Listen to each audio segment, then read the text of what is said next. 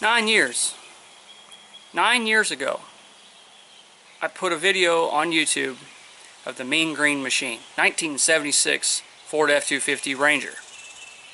6 years ago was the last video I posted on YouTube of my truck,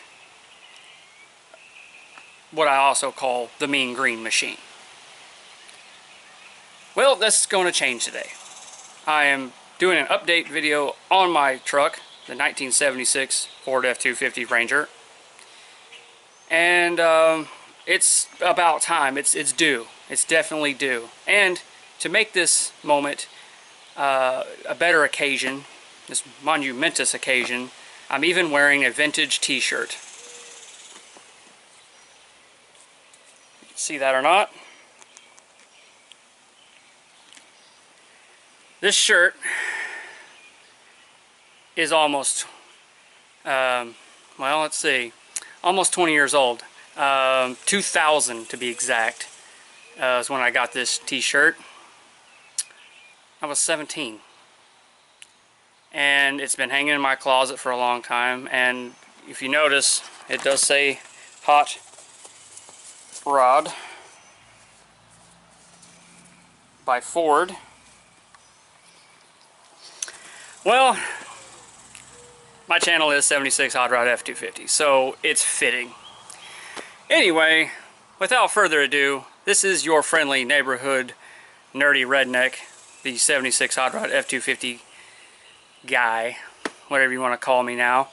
The update video of my truck, and I'm going to show some of the stuff I've done to it, and we're going to do a fire up video as well, so stay tuned.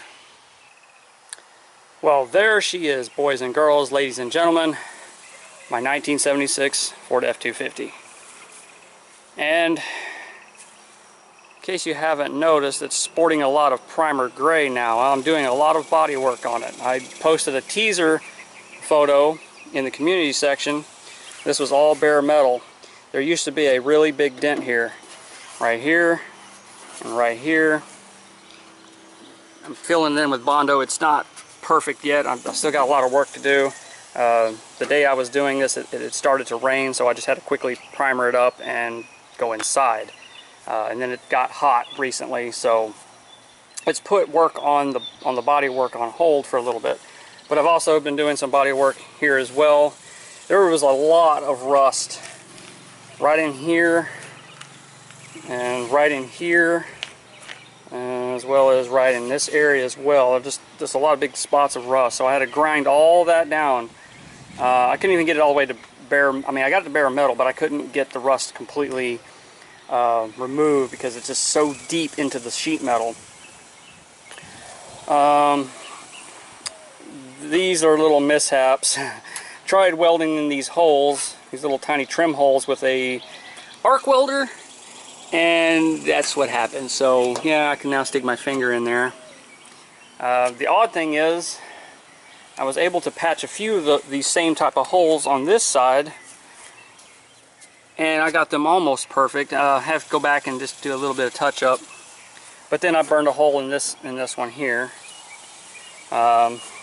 There's a couple of holes drilled here from previous owner for CB radio antenna mount, and well, I tried filling in those holes with the welder and it just burned through as well. So I'm going to have to go back and try to cut this section out and just replace it with maybe with a piece of sheet metal. There's Bondo here currently just to keep the fact that there's giant holes here covered up. Still a lot of body work to do. I haven't really touched the bed yet. The bed is how it was many years ago when I first got the truck. I took all the trim off and I just kind of primered the little spots where the little studs stuck out for the trim to hook on. I removed the trim because I thought it didn't look appropriate on the truck, because it being a beat up farm truck, it just looked odd. So I yanked it off, and me being a dumb young kid at the time, I took the trim and folded it up and shoved it in a trash can. Stupid me. That trim's worth a lot of money now. I did get a headache rack on this thing a couple of years ago that I don't think anyone ever had seen. I don't think I even think it was after my last video of the truck is when I got that headache rack.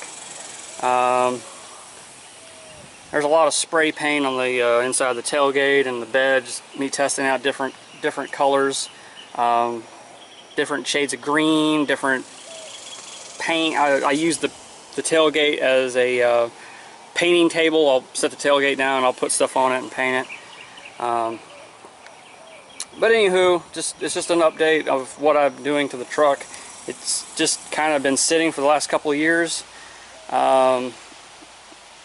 I finally just got it back going again. It is running pretty well.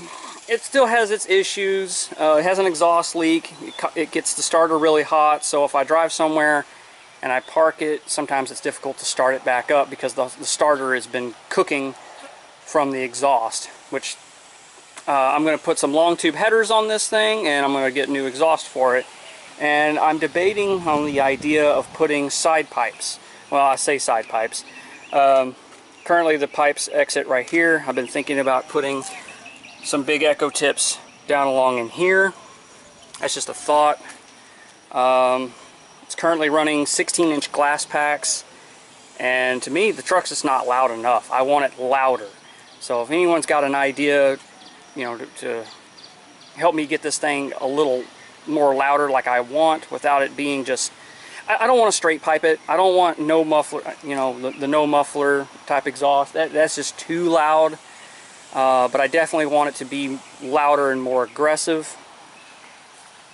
Nothing's really been done under the hood except for just some new hoses and, you know, hose clamps, things like that. New master cylinder.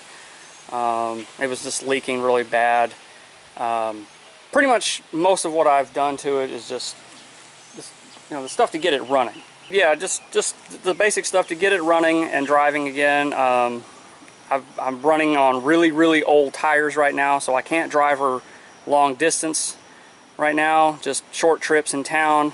But she still runs like a scalded ape. I mean, you get on the highway and floor it, she gets up to 60 no problem. But anywho, yeah, that's just basically the update of it. I'm rambling at this point. Let's get a fire up. And now, without further ado, startup of my 1976 Ford F250.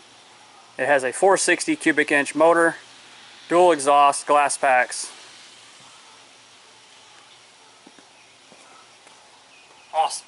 And I got my awesome Hot Rod by Ford shirt on.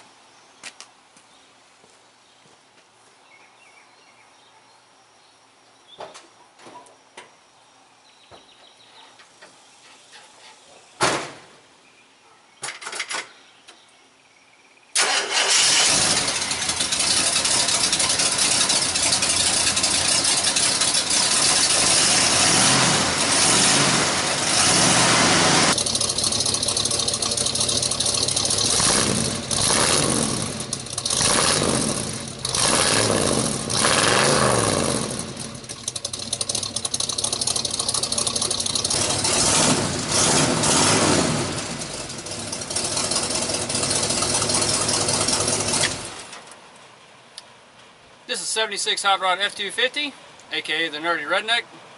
I hope you enjoyed the video. I sure did.